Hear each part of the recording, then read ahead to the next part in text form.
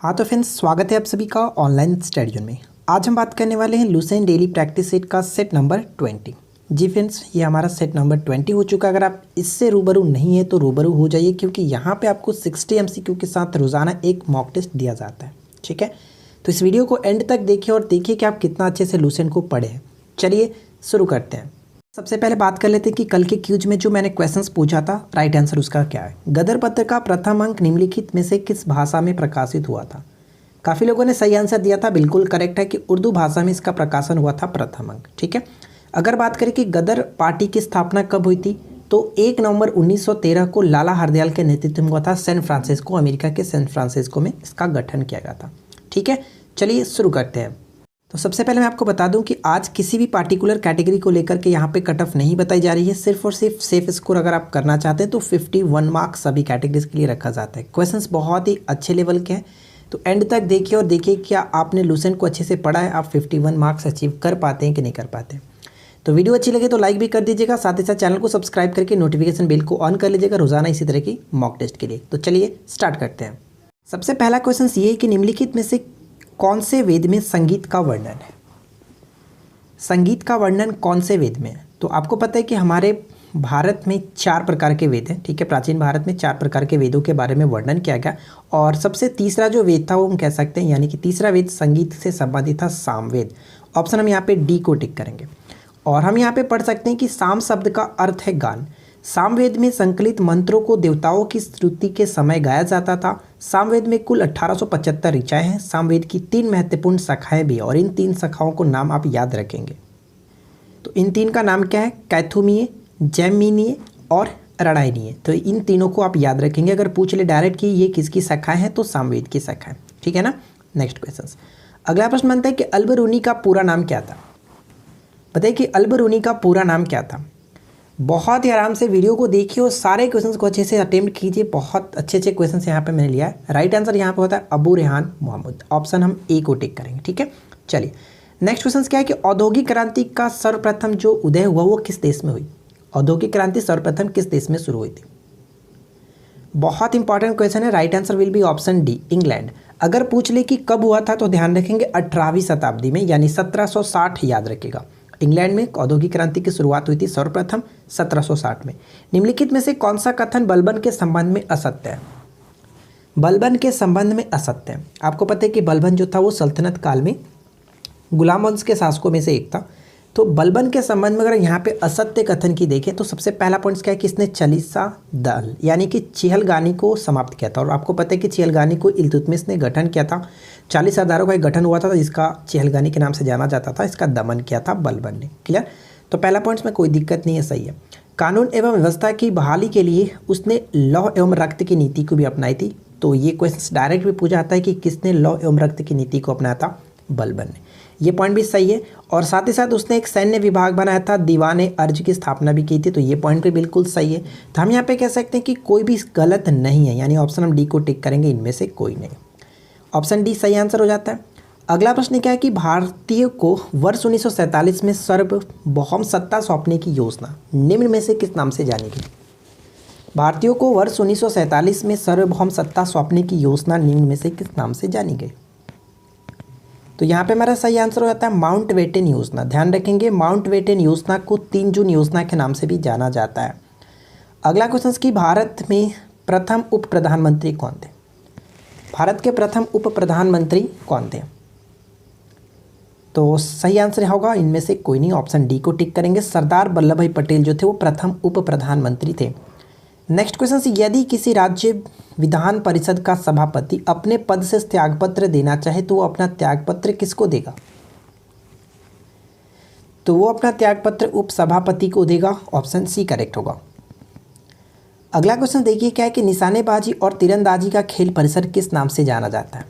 अगर आपने अभी तक इस वीडियो को लाइक नहीं किया तो यार अब लोग वेट मत किया करो, वीडियो को लाइक कर दो, अपने दोस्तों के साथ अधिक से अधिक शेयर कर दो। हम आपके लिए इतना मेहनत करते हैं तो आप तो कर ही सकते हो यार। लाइक में क्या रखा है, लाइक कर दिया कीजिए। तो यहाँ पे सही आंसर क्या होगा, रेंज। ऑप्शन हम ए को टिक करेंगे, रेंज। नेक्स्ट क्वेश्चन की खिलाड़ियों को उत्तम प्रशिक्षण देने के लिए व्यक्तियों को कौन सा पुरस्कार प्रदान किया जाता है, बताइए। या फिर हम ये कह सकते हैं कि जो खिलाड़ियों को प्रशिक्षण करते हैं, उत्तम प्रशिक्षण देते हैं, यानी कि जो कोच होते हैं, उनको कौन सा पुरस्कार दिया जाता है। तो द्रोणाचार्य पुरस्कार दिया जाता है, ऑप्शन सी को टिक करेंगे। अगर मैं आपसे पूछूं कि द्रोणाचार्य पुरस्कार कब से स्टार्ट हुआ था, क्या कमेंट करके बता सकते हैं? जल्दी से बताइए, तब तक हम नेक्स्ट क्वेश्चन की तरफ बढ़ते हैं।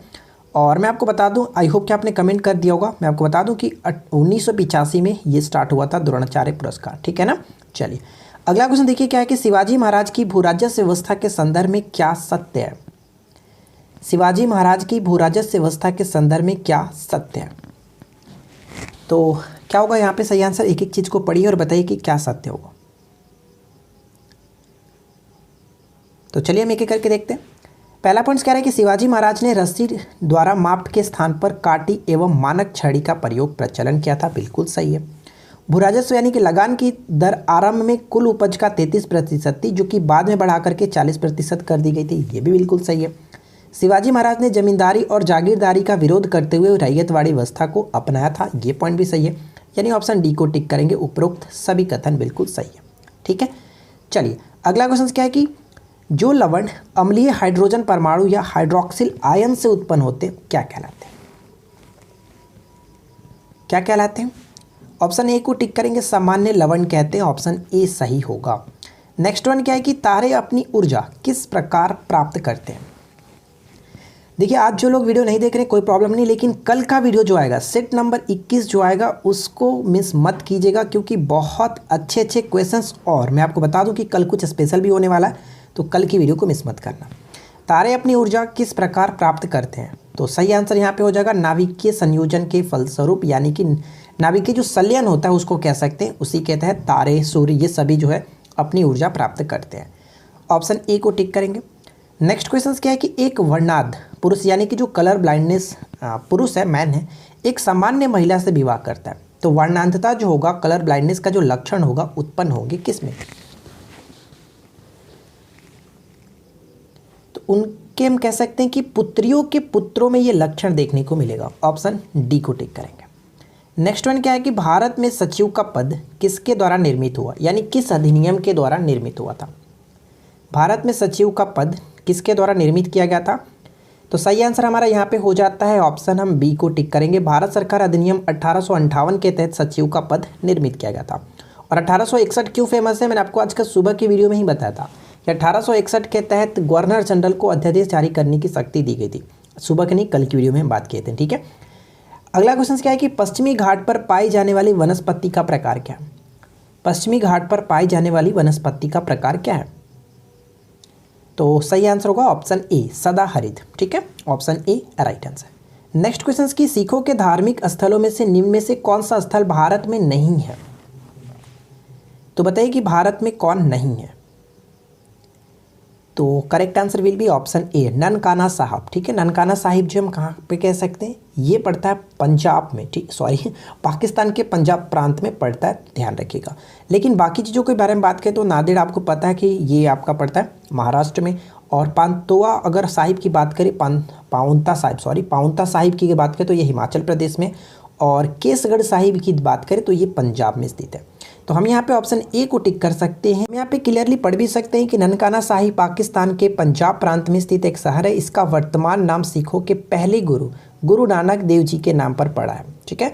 और इसका पुराना नाम की बात करें तो राय भोईदी तलवंडी था, ये भी याद रखिएगा। चलिए देखिए नेक्स्ट क्वेश्चन क्या कह रहा है कि आदि जैन ग्रंथों की भाषा क्या थी? आदि जैन ग्रंथों की भाषा क्या थी? ऑप्शन बी करेक्ट होगा, प्रकृत, ठीक है, प्रकृत। नेक्स्ट क्वेश्चन की ओल्ड टेस्टामेंट किस धार्मिक सभ्यता संप्रदाय का प्रमुख ग्रंथ है? ओल्ड टेस्टामेंट किस धार्मिक संप्रदाय का प्रमुख ग्रंथ है? तो ऑप्शन हम बी को टिक करेंगे, यहूदी धर्म से। ध्यान रखिएगा एक चीज़ मैं आपको बता दूं कि यहूदियों की प्रारंभिक इतिहास का जो अधिकतर हमें पता चलता है वो ओल्ड टेस्टामेंट से ही पता चलता है। अगला क्वेश्चन की मध्य रात्रि का सूर्य किस क्षेत्र में दिखाई देता है? मध्य रात्रि का सूर्य किस क्षेत्र में दिखाई देता है?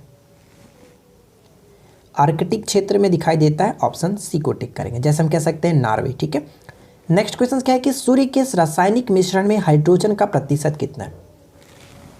लगभग अगर हम बात करें यहाँ पे कि सूर्य के रासायनिक मिश्रण में, जनरली हम जानते हैं कि सूर्य जो है वो हीलियम और हाइड्रोजन का एक मिश्रण है, तो यहाँ पे हम कह सकते हैं कि हाइड्रोजन की मात्रा जो होती है लगभग 74%, करीब 73 पॉइंट समथिंग होता है, तो 74% हम कह सकते हैं। और करीब 24% के आसपास, 25% 24% के आसपास हम कह सकते हैं कि हीलियम होता है, लेकिन बाकी अन्य गैसें होती हैं, ठीक है ना। तो करेक्ट आंसर यहाँ पे ऑप्शन हम ए को टिक करेंगे।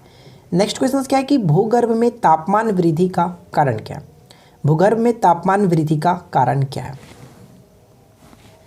तो भूगर्भ में तापमान वृद्धि का कारण दबाव के साथ साथ रेडियो सक्रिय पदार्थों का विखंडन। ऑप्शन यहाँ पे सी होगा, उपयुक्त दोनों, ठीक है, उपयुक्त दोनों। अगला क्वेश्चन क्या है कि पृथ्वी के भूपर पट्टी में कौन सा तत्व प्रचुर मात्रा में पाया जाता है। पृथ्वी के भूपर पट्टी में कौन सा तत्व प्रचुर मात्रा में पाया जाता है। तो मैंने आपको इससे पहले की वीडियो में बताया था कि सबसे अधिक ऑक्सीजन है करीब 46.6%, सेकंड नंबर पे सिलिकॉन करीब 27.7%, और उसी तरह से थर्ड नंबर पे एल्युमिनियम आता है। तो हम यहाँ पे देख सकते हैं कि एल्युमिनियम है, तो एल्युमिनियम को टिक करेंगे, ठीक है। ऑप्शन यहाँ पे बी बिल्कुल सही होगा। नेक्स्ट वन है कि गुटेनबर्ग असंबंधता पृथ्वी के किन दो परतों के बीच है। गुटेनबर्ग असंबंधता पृथ्वी के किन दो परतों के बीच है, तो मेंटल और कोर। ऑप्शन बी को टिक करेंगे। नेक्स्ट वन है कि सभ्यता एवं जलवायु नामक भौगोलिक ग्रंथ के लेखक कौन है। सभ्यता एवं जलवायु नामक भौगोलिक ग्रंथ के लेखक कौन है। तो यहाँ पे हमारा सही आंसर होगा एल्सवर्थ हिटिंगटन, ठीक है, हिटिंगटन। ऑप्शन सी को टिक करेंगे। अगला क्वेश्चन देखिए क्या है कि पैगंबर मोहम्मद की कही गई बातों तथा उनकी स्मृतियों किस ग्रंथ में संकलित है। पैगंबर मोहम्मद की कही गई बातें और उनकी स्मृतियाँ किस ग्रंथ में संकलित है, तो हदीस में संकलित है। ऑप्शन ए करेक्ट होगा। नेक्स्ट वन है कि मिलिंद पन्हो क्या है। मिलिंद पन्हो क्या है और ये वीवीआई है, ध्यान रखिएगा। मिलिंद पन्हो की बात करें तो ये एक प्रकार का बौद्ध पाठ है, बौद्ध ग्रंथ है कह सकते हैं। हम यहाँ पे पढ़ सकते हैं कि मिलिंद पन्हो एक पाली भाषा में रचित एक बौद्ध ग्रंथ है जिसकी रचना काल करीब 100 ईसा पूर्व में की गई थी। इसमें बौद्ध भिक्षु नागसेन तथा भारतीय यूनानी शासक मिलिंद के बीच एक वार्तालाप का वर्णन किया गया, ठीक है। नेक्स्ट वन, दक्षिण भारत से उत्तर भारत में भक्ति आंदोलन किसने चलाया था। दक्षिण भारत से उत्तर भारत में भक्ति आंदोलन को स्टार्ट किसने किया था, लाया किसने था, रामानंद ने। ए को टिक करेंगे। नेक्स्ट वन की निम्नलिखित में से कौन सा संप्रदाय बौद्ध धर्म का नहीं है। तो कौन सा संप्रदाय बौद्ध धर्म का नहीं है। अगर आपने हमारे जैन धर्म और बौद्ध धर्म वाली वीडियो देखी होगी जो लूजन टॉपिक वाइज से हमारा स्टार्ट किया गया, उसी में मैंने आपको पढ़ा था, तो वहाँ पे मैंने एक क्वेश्चन पूछा था। सबसे पहले इस क्वेश्चन का राइट आंसर बात कर लेते हैं। देखिए, अगर हम बात करें कि बौद्ध धर्म का नहीं है तो महायान, हीनयान और थेरावाद, ये तीनों के तीनों बौद्ध धर्म से संबंध है। लेकिन दिगंबर की बात करें तो ये श्वेतांबर और दिगंबर आपको पता होगा, ये जैन धर्म से संबंधित है। लेकिन मैं क्वेश्चन ये पूछना चाहता था कि आपको ये बताना है कि जो जैन धर्म था 2 भागों में विभाजित हुआ था, दिगंबर और श्वेतांबर, ठीक है। तो ये कब विभाजित हुआ था, किसके शासन काल में विभाजित हुआ था। अगर आपने उस वीडियो को देखा होगा तो कोई प्रॉब्लम नहीं होगी, आप आसानी से राइट आंसर नीचे कमेंट कर सकते हैं। बताइएगा किस राजा के शासन काल में ये विभाजित हुए थे। नेक्स्ट वन है कि निम्नलिखित में से कौन सुमेलित है। तो बताइए कि इनमें से कौन अच्छे तरीके से सुमेलित किया गया। देखिए, भरतनाट्यम की बात करें तो तमिलनाडु के साथ होना चाहिए था, कुचिपुड़ी आंध्र प्रदेश के साथ होना चाहिए था, कथकली केरल के साथ बिल्कुल सही है, और कथक उत्तर भारत से संबंधित है, ये पॉइंट भी गलत है। तो सही आंसर ऑप्शन सी को टिक करेंगे। नेक्स्ट वन है कि निम्नलिखित में से किस नृत्य का संबंध देवदासी परंपरा से है। देवदासी परंपरा से कौन सा नृत्य, तो सही आंसर होगा मोहिनी अट्टम। ऑप्शन सी को टिक करेंगे, मोहिनी अट्टम। नेक्स्ट वन है कि भारत के व्यापार पर 1813 के चार्टर एक्ट द्वारा कंपनी के एकाधिकार को समाप्त कर दिया गया, परंतु फिर भी किस वस्तु का व्यापार केवल कंपनी के लिए सुरक्षित रखा गया था। और वो वस्तु का कह सकते हैं चाय, ठीक है, चाय, लेकिन पूरी तरह से समाप्त कर दिया गया था 1833 के चार्टर एक्ट के तहत। 2011 की जनगणना के अंतिम आंकड़ों के अनुसार भारत का औसत जनसंख्या घनत्व प्रति वर्ग किलोमीटर कितना है। तो 382, ऑप्शन डी को टिक करेंगे, 382 वर्ग किलोमीटर प्रति वर्ग किलोमीटर। नेक्स्ट वन की 2011 की जनगणना के अंतिम आंकड़ों के अनुसार भारत का सबसे कम जनसंख्या घनत्व वाला राज्य कौन सा है। तो मैंने कल की वीडियो में ही पूछा था कि सबसे कम जनसंख्या घनत्व वाला राज्य की अगर हम बात करें तो अरुणाचल प्रदेश, जिसमें हम कह सकते हैं कि 17 व्यक्ति प्रति वर्ग किलोमीटर है, और जबकि सबसे अधिक 1106 बिहार का है, ठीक है ना, ध्यान रखिएगा बिहार का। चलिए, नेक्स्ट देखिए क्या है कि भारत के बीमारू राज्यों में सबसे घना आबादी राज्य कौन सा है। तो ध्यान रखिएगा बीमारू का मतलब क्या होता है, जैसे कि BI से बिहार कह सकते हैं, MA से मध्य प्रदेश और R से राजस्थान और U से उत्तर प्रदेश। तो एक्चुअली पूछा भी जा सकता है कि बीमारू का फुल फॉर्म बताइए क्या क्या होते हैं, बीमारू में कौन कौन से राज्य शामिल है। तो यही 4 राज्य होते हैं। तो क्वेश्चंस में आपसे पूछा कि सबसे अधिक घना आबादी राज्य कौन सा है। तो जस्ट हम लोगों ने ऊपर में देखा था बिहार की जनसंख्या घनत्व तो सबसे अधिक है 1106 वर्ग प्रति वर्ग किलोमीटर, ठीक है, व्यक्ति प्रति वर्ग किलोमीटर। निम्नलिखित में से कौन सी जनजाति मौसमी प्रवास से संबंधित है। मौसमी प्रवास से संबंधित है, बताइए कौन सी जनजाति। तो यहाँ पे हमारा सही आंसर होगा भोटिया, ठीक है। भोटिया जनजाति अधिकतर हम कह सकते हैं कि भारत में उत्तराखंड राज्य में पाई जाती है। गिर राष्ट्रीय उद्यान जो एशियाई शेर के लिए प्रसिद्ध है स्थित है। गिर जो राष्ट्रीय उद्यान है वो किस राज्य में स्थित है और ये एशियाई शेर के लिए काफ़ी फेमस है, वर्ल्ड फेमस है। राइट आंसर यहाँ पे हो जाता है गुजरात में, ठीक है ना। देखिए नेक्स्ट क्वेश्चन हमारा क्या कह रहा है कि निम्नलिखित में से कौन सा राष्ट्रीय उद्यान प्रोजेक्ट टाइगर के अंतर्गत नहीं आता है। तो बताइए कि प्रोजेक्ट टाइगर के अंतर्गत नहीं आता है। तो सही आंसर क्या होगा, किबुल लामजाओ नेशनल पार्क जो टाइगर रिजर्व के अंतर्गत नहीं आता है। सबसे पहले बात करते हैं कि टाइगर प्रोजेक्ट की स्टार्टिंग कब से की गई थी, 1973 में, ठीक है। 1973 में इसकी स्टार्टिंग की गई थी। कान्हा किसली कहाँ पे, जल्दी से कमेंट करके बताइएगा। मैं आपको बताता हूँ बाकी 2 के बारे में, आपको पता होगा रणथंबोर राजस्थान और Jim Corbett national park Uttarakhand. और टाइगर प्रोजेक्ट की स्टार्टिंग जो की गई थी वो यहीं से की गई थी, जिम कॉर्बेट नेशनल पार्क से, उत्तराखंड से, ठीक है ना। और भारत का सबसे पहला टाइगर रिजर्व भी यही था, जिम कॉर्बेट नेशनल पार्क ही। तो जल्दी से कमेंट करके बताइएगा कान्हा किसली नेशनल पार्क जो किस स्टेट में स्थित है। चलिए फिलहाल देखिए नेक्स्ट क्वेश्चन क्या है कि विश्वविख्यात जोग या फिर गरसोपा जलप्रपात किस राज्य में स्थित है, जिससे हम लोग महात्मा गांधी जलप्रपात के नाम से भी जानते हैं। और ये आपका पड़ता है कर्नाटक में शरावती नदी पर बनाया गया। ऑप्शन ए करेक्ट होगा। नेक्स्ट पॉइंट की पेप्सिन है एक, बताइए कि पेप्सिन क्या है। तो पेप्सिन एक प्रकार का एंजाइम है, ठीक है ना। पेप्सिन एक प्रकार का एंजाइम है जो कि अग्नाशय में पाया जाता है। पेप्सिन बदल देता है किस में, पेप्सिन जो है वो किसको किस में बदलता है बताइए। पेप्सिन बदल देता है, तो पेप्सिन प्रोटीन को पॉलीपेप्टाइड में बदलता है। ऑप्शन बी को टिक करेंगे। नेक्स्ट वन की पाचन क्रिया में प्रोटीन निम्न में से किस पदार्थ में बदल जाते हैं। पाचन क्रिया में प्रोटीन जो होते हैं निम्नलिखित में से किस पदार्थ में बदल जाते हैं। Right answer will be option C, amino अम्ल में बदल जाते हैं, ठीक है ना, एमिनो अम्ल में। नेक्स्ट वन की निम्नलिखित में से कौन सा पदार्थ मानव शरीर में ईंधन का काम करता है। मानव शरीर में ईंधन का काम करता है, बताइए कि कौन सा पदार्थ। तो आपको पता है कि हमें ऊर्जा जो मिलती है सबसे अधिक कार्बोहाइड्रेट से मिलती है। तो कार्बोहाइड्रेट को मानव शरीर में ईंधन का काम करने के लिए हम जानते हैं। और उसी तरह से अगर हम बात करें कि दूसरा ऐसा कौन सा पदार्थ है जो हमें एनर्जी देता है, वो है वसा यानी कि फैट, ठीक है। कैप्सूल का आवरण किसका बना होता है। कैप्सूल का आवरण जो होता है वो किसका बना होता है। तो कैप्सूल का आवरण जो होता है स्टार्च का बना होता है। हम यहाँ पे ऑप्शन डी को टिक करेंगे, स्टार्च। नेक्स्ट क्वेश्चन देखिए क्या है कि शहद का प्रमुख घटक है। शहद का प्रमुख घटक कौन सा है। बहुत इंपॉर्टेंट क्वेश्चन है ये। शहद का प्रमुख घटक अगर हम बात करें तो right answer will B fructose, ठीक है, फ्रुक्टोज। ऑप्शन डी को टिक करेंगे। नेक्स्ट वन की निम्नलिखित में से कौन सी फसल मृदा को नाइट्रोजन से भरपूर कर देती है। कौन सी फसल मृदा को नाइट्रोजन से भरपूर कर देती है। ऑप्शन हम डी को टिक करेंगे। देखिए बहुत अच्छे अच्छे क्वेश्चंस थे, बहुत सिंपल सिंपल क्वेश्चंस थे। अगर आपके आज मार्क्स कम आते हैं, अगर 51 से अगर आपने स्कोर कम किया तो आपको और भी मेहनत करने की ज़रूरत होगी, ठीक है ना। धुआंधार जलप्रपात किस नदी पर स्थित है। ये सभी क्वेश्चंस एग्जाम्स में ऑलरेडी पूछे जा चुके हैं और वही क्वेश्चन मैं आपके साथ शेयर कर रहा हूँ। तो बहुत प्यारे प्यारे क्वेश्चन है। तो धुआंधार जलप्रपात किस नदी पर स्थित है। तो ये नर्मदा नदी पर स्थित है, ध्यान रखिएगा, जो कि मध्य प्रदेश में जबलपुर में, ठीक है, जबलपुर जिले में। नेक्स्ट वन की साधारण विधेयक से संबंधित गतिरोध को दूर करने के लिए संसद के दोनों सदनों की जो बैठक बुलाई जाती है, कौन बुलाता है।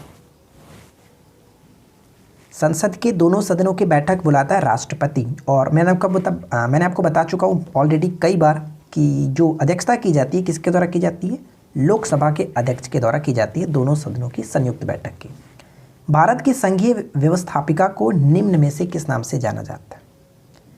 भारत की संघीय व्यवस्थापिका को किस नाम से जानते हैं, संसद के नाम से जानते हैं, ध्यान रखिएगा। अच्छा अगर मैं आपसे पूछूं कि संसद का गठन किस आर्टिकल में है तो क्या आप कमेंट करके बता सकते हैं संसद का गठन किस अनुच्छेद में है। तब तक आप कमेंट कीजिए, तब मैं आपको एक छोटा सा तरीका बताता हूँ सरल। मैं आपको ऑलरेडी एक बार बता भी चुका हूँ, तो थोड़ा सा ध्यान दीजिए, जो लोग नए हैं आप वो भी देख सकते हैं। सरल का मतलब क्या हुआ, देखिए स का मतलब संसद, ठीक है, संसद। र का मतलब हो गया आपका राज्यसभा, ठीक है, राज्यसभा। और ल का मतलब हो गया लोकसभा। अब हम यहाँ पे समझते हैं संसद का गठन हम कह सकते हैं कि 79, राज्यसभा का गठन 80 होगा, इसके बाद 80 और ये हमारा 81। तो इस तरह से याद रख सकते हैं 79, 80 और 81, ये होता है हमारा एक सीक्वेंस होता है, इस तरह से आप याद रख सकते हैं। छोटा सा एक तरीका है सरल, ठीक है। संसद का गठन 79 के तहत किया जाता है। और संसद में कौन कौन शामिल होते हैं सभी को पता होगा, लोकसभा, राज्यसभा और राष्ट्रपति, इन तीनों से मिलकर के हमारा संसद बनता है। संविधान के किस अनुच्छेद के द्वारा संघ एवं राज्यों के बीच लोक सेवाओं के आयोग का प्रावधान किया गया? संघ एवं राज्य के जो लोक सेवा आयोग है उनके प्रावधान किए गए। तो यहाँ पे हमारा सही आंसर क्या होगा, ऑप्शन डी, अनुच्छेद 315, ठीक है, 315। और दो अनुच्छेद जो कि बहुत ज़्यादा इंपॉर्टेंट हम यहाँ पे पढ़ सकते हैं कि अनुच्छेद 312 राज्यसभा विशेष बहुमत द्वारा नई अखिल भारतीय सेवाओं की स्थापना की अनुशंसा करती है, और 315 जो कि संघ राज्यों के में लोक सेवा आयोग की स्थापना की जाएगी। तो ये दो इंपॉर्टेंट बहुत ज़्यादा आप ध्यान रखेंगे, 312। चलिए अगला क्वेश्चन की काम करने के अधिकार को राज्य के नीति निर्देशक तत्वों में निम्नलिखित में से किस अनुच्छेद के अंतर्गत रखा गया? राज्य के नीति निर्देशक तत्वों के निम्नलिखित में से किस अनुच्छेद में रखा गया काम करने के अधिकार? तो यहाँ पे सही आंसर होगा 41, ठीक है, 41 करेक्ट आंसर हो जाता है। तो लूसेंट से क्वेश्चन जो थे वो कंप्लीट हुए। अब करंट अफेयर्स की बात आती है। हाल ही में किसे संगीत कला निधि पुरस्कार से सम्मानित किया गया? संगीत कला निधि पुरस्कार से किसे सम्मानित किया गया? एस सौम्या, ऑप्शन ए को टिक करेंगे, एस सौम्या। नेक्स्ट वन देखिए क्या है कि सुचित्रम थानु मुलायम मंदिर का प्रसिद्ध रथ उत्सव किस राज्य में मनाया जाता है? सुचित्रम थानु मुलायम मंदिर का प्रसिद्ध रथ उत्सव तमिलनाडु में मनाया जाता है, जो कि तमिलनाडु के कन्याकुमारी में। नेक्स्ट वन की संघाई सहयोग संगठन ने अजूबों की सूची में किस भारतीय स्मारक को शामिल किया? तो इसमें शामिल हुआ है हाल ही में स्टैचू ऑफ यूनिटी, ठीक है, statue of unity. Next one क्या है कि 23वां राष्ट्रीय युवा महोत्सव 2020 किस में आयोजित किया गया? 23वां राष्ट्रीय युवा महोत्सव 2020 का आयोजन जो किया गया वो कहाँ पे किया गया था? लखनऊ में, ऑप्शन ए को टिक करेंगे, लखनऊ। नेक्स्ट वन की किस राज्य सरकार ने कुशल एवं प्रशिक्षित उम्मीदवारों को नौकरी खोजने में मदद के उद्देश्य से रोजगार संगी ऐप लॉन्च किया है? बताइए कि रोजगार संगी ऐप जो है लॉन्च किया गया किसके द्वारा, किस राज्य की सरकार के द्वारा? तो छत्तीसगढ़ की सरकार ने इसको लॉन्च किया था, ऑप्शन हम डी को टिक करेंगे। नेक्स्ट वन देखिए क्या कह रहा है कि किस बंदरगाह के 150 वर्ष के अवसर पर पोर्ट का नाम बदल करके श्यामा प्रसाद मुखर्जी रखा गया है? तो 150 वर्ष पूरे होने पर उस पोर्ट का नाम बदल करके श्यामा प्रसाद मुखर्जी रखा गया, कोलकाता पोर्ट, ठीक है, ऑप्शन बी को टिक करेंगे। नेक्स्ट वन है कि किस राज्य सरकार ने बाल श्रम और मानव तस्करी के प्रति लोगों में जागरूकता फैलाने हेतु मुक्ति कारवा अभियान को शुरू किया? मुक्ति कारवा अभियान स्टार्ट किया गया था राजस्थान के सरकार के द्वारा, ऑप्शन डी को टिक करेंगे। नेक्स्ट वन की प्लास्टिक कचरा प्रबंधन के लिए किस शहर को स्वच्छ दर्पण पुरस्कार 2019 मिला है?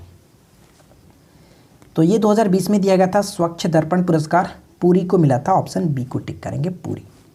नेक्स्ट क्वेश्चन की परशुराम कुंड मेला किस राज्य का प्रसिद्ध मेला है?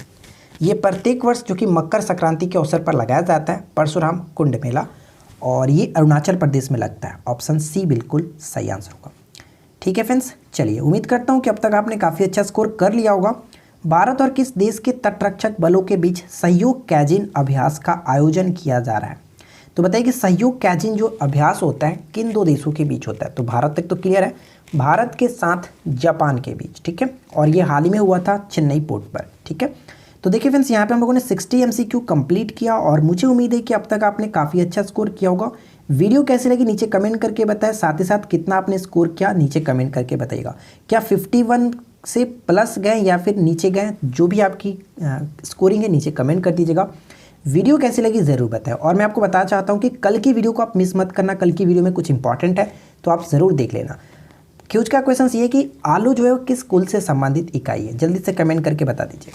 तो हम मिलते हैं किसी और वीडियो में नेक्स्ट टॉपिक के साथ। Thanks for watching, keep learning, have a good day.